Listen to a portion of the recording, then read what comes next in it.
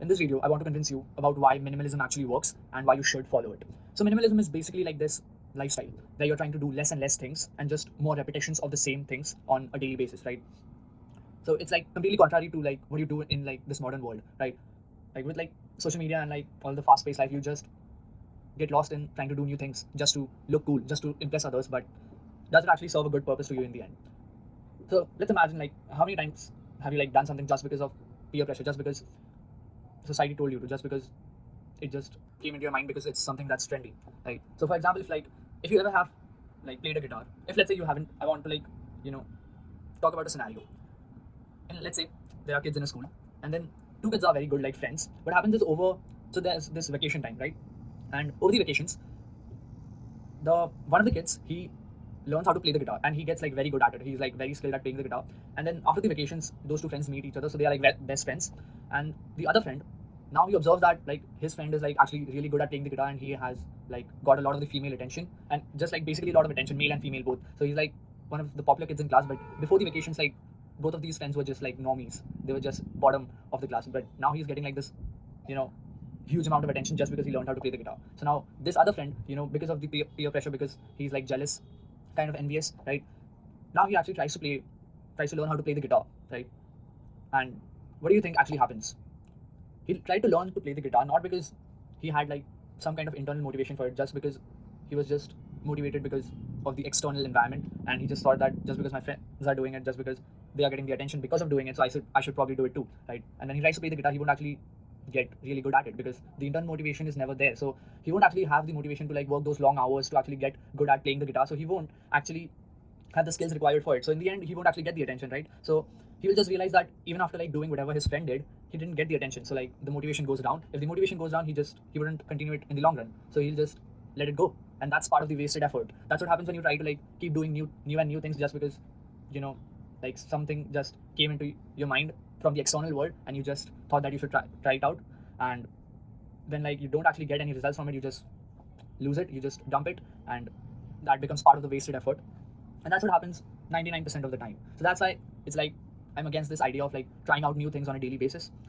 Now if let's say the other friend, right, if he's really like genuinely motivated for playing the guitar, he will actually get very good at it. He might just make a career in it. But if let's say if the other friend too, he just started playing the guitar because his parents told him to do so, and then he didn't actually enjoy it, but then he was just initially good at it, so he just continued because of that motivation that he had, because of the progress, right, and because of the attention that he got initially. Eventually he'll just give up. Even if you have like that attention, even if you have the results, you will give up after a point if you're not actually internally motivated for it. Do you actually think that the people who are successful, who are like actually happy with their lives, they would actually do something like trying out new things? They basically don't do it. They never do it. They just do bunch of the same stuff repeatedly. They like have this routine, they have this structure particularly for the entire day that's set up, and they keep repeating it, and it's like it's boring, right? But then they'll keep doing it because that's what actually makes them happy.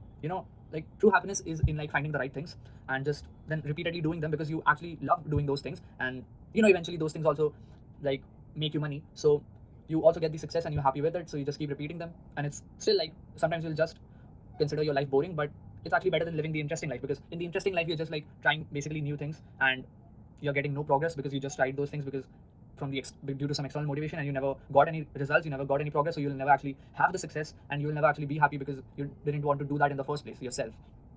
So like if you actually think about it, give it like a deep thought, a proper analysis. Do you think that Elon Musk would try to do something new every single day? He won't. He just won't. He won't be like, yes, he might like try to play new games with his kids. He might like mostly what would Elon Musk's day look like if you think about it? Most of it is work and then spending time with his family. Yeah, that's like most of his day. At least more than 90% of his day would be something like that. And you won't actually imagine that person, just sitting in a room trying to record YouTube videos like this, because it's not what he does, right? So he won't do it. He won't even try to do it. Now in the future, like I'm not sure about this, very less chances. But let's say he starts a podcast or something, then he would like make this like a part of his routine, right? He would do this on a daily basis, like maybe 30 minutes daily, some kind of a podcast. But as I said, very low chances of something like that happening. But he won't try to do like new things on some particular day for some any random reason just that came into his mind because of the exterior world, and then dump it the other day. That won't actually end up happening. Now about like your hobbies, those are actually fine because hobbies are like you're doing them probably for your happiness. You also want to do them, so it's like an internal motivation factor. And plus, it's like something that you're doing on a repeated basis. You might not be doing it daily, but then it's still repeated, right, after a frequency of time. So that's not something that's problematic. But then if you go on to say like my hobbies are like playing video games and watching porn, then that's the problem, because those hobbies are actually not even making you happy. If you like are convinced that those things actually make you enjoy life, that's fucking ridiculous. Like what it all does is, after experiencing it, what it all actually does is it just gives you this form of momentary pleasure for some temporary period of time, for like whatever time you do it, for 10 minutes, 30 minutes, 1 hour, and then like the entire day, your rest of your day would just be, you would be like at a lower position than your actual natural happiness level, because you just fried your entire dopamine receptors by doing those activities, right? So those are not really hobbies per se.